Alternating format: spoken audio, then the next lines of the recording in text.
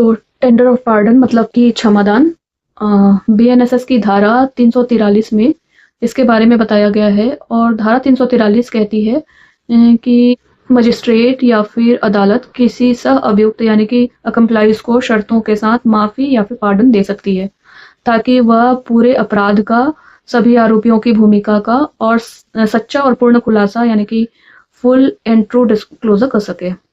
लेकिन पार्डन क्यों दिया जाता है कि कुछ अपराध ऐसे होते हैं जहां पर सबूत मिलना मुश्किल होता है, अपराध संगठित यानी कि ऑर्गेनाइज्ड क्राइम होते हैं और अंदर की जानकारी केवल सह अभियुक्त के पास ही हो सकती है।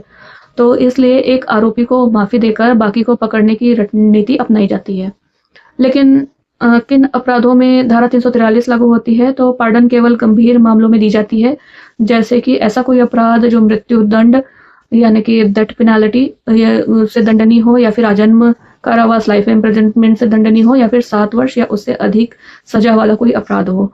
तो माफ़ी कौन दे सकता है? तो माफ़ी जो भी सक्षम प्राधिकारी होंगे वो टेंडर ऑफ पार्डन के लिए होंगे, वो होंगे सीजेएम, मुख्य न्यायिक मजिस्ट्रेट और जेएमएफसी प्रथम श्रेणी मजिस्ट्रेट और ट्रायल कोर्ट के मुकदमे के दौरान। माफ़ी की शर्तें और कंडीशन क्या हो सकते हैं टेंडर ऑफ पार्डन के? तो माफ़ी सशर्त होती है, उसमें कुछ शर्त लगाए जाते हैं और आरोपी को पूरा और सच्चा बयान देना होता है, अपराध की पूरी साजिश को उजागर करना होता है और किसी तथ्य को छुपाना नहीं होगा। ये बयान शपथ पर दिलवाया जाता है। और अगर शर्त तोड़ दी जाए अकम्प्लायंस के द्वारा, तो फिर माफ़ी पाने वाला व्यक्ति झूठ बोले, तथ्य छुपाए, सहयोग ना करे, तो उसकी माफ़ी जो होती है वो रद्द हो जाती है। उस पर जो मूल अपराध प्लस झूठी गवाही देने का, दोनों का मुकदमा फिर चलेगा।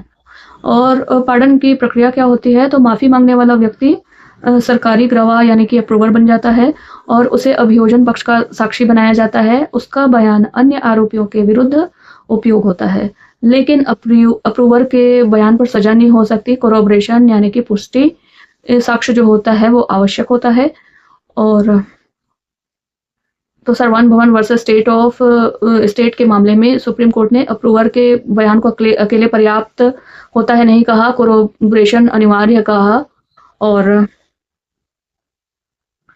Rameshwar versus state of Rajasthan के मामले में अप्रूवर विटनेस होता है और कोर्ट को उसमें एक्स्ट्रा कॉशन रखने की ज़रूरत होती है, और ये कहा गया। और स्टेट वर्सेस जगजीत सिंह के मामले में पूरा सच अगर नहीं बताया गया तो फिर जो माफ़ी होती है वो स्वतः समाप्त हो जाएगी, ये कहा। तो जुडिशियल प्रिंसिपल ये है कि अप्रूवर जो है वो यूजफुल विटनेस है, लेकिन ट्रस्टवर्दी विटनेस नहीं है। और सेक्शन 343 में कुछ क्वेश्चंस आते हैं, जैसे कि 343 जो है सेक्शन वो किससे संबंधित है? तो फिर वो उसका आंसर हो जाएगा टेंडर ऑफ पार्डन।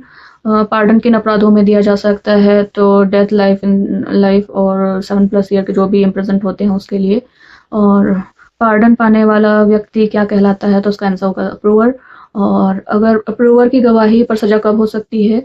तो कोरोबरेशन के साथ हो सकती है। और अगर पार्डन की शर्तों को तोड़ने पर कौन सी धारा लागू होती है? तो धारा 344 लागू होती है अगर पार्डन की शर्तों को तोड़ते हैं। तो यहाँ पर याद रखने वाली चीज़ या फिर नोट करने वाली चीज़ ये है कि टेंडर ऑफ पार्डन जो होता है वो कंडीशनल इम्यूनिटी होता है, अप्रूवर जो होता है वो अकम्प्लाइज टर्न विटनेस होता है, और जो कोरोबरेशन होता है वो मैंडेटरी होता है।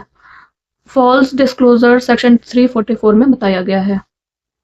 तो ये था बीएनएसएस का सेक्शन 343 का एक एक्सप्लेनेशन। अगर आपको अच्छा लगा हो तो लाइक कीजिएगा, शेयर कीजिएगा और चैनल को सब्सक्राइब जरूर कीजिए। बेल आइकन दबा लीजिए ताकि वीडियो की नोटिफिकेशन सब तक पहुंच सके।